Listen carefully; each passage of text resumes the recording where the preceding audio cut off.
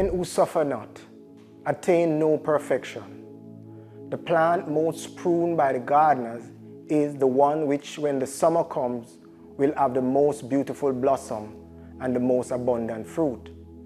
The laborer cuts up the earth with his plow, and from that earth come the rich and plentiful harvest. The more a man is chastened, the greater the harvest of spiritual virtues shown forth by him. It is indeed a good and praiseworthy thing to progress materially, but in so doing, let us not neglect the more important spiritual progress and close our eyes to the divine light shining in our midst. Only by improving spiritually as well as materially can we make any real progress and become perfect beings. Lord, pitiful are we. Grant us thy favor. Pour, bestow upon us a share from the ocean of thy wealth. Needy, do thou satisfy us. Abase, give us thy glory.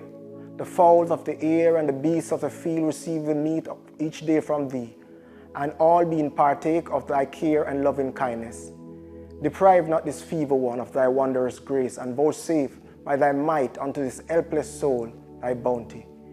Give us our bread, and grant thine increase in the necessity of life, that we may become dependent on none other than thee, may commune wholly with thee, may walk in thy ways and declare thy mysteries. Thou art the Almighty, and the loving, and the provider of all mankind.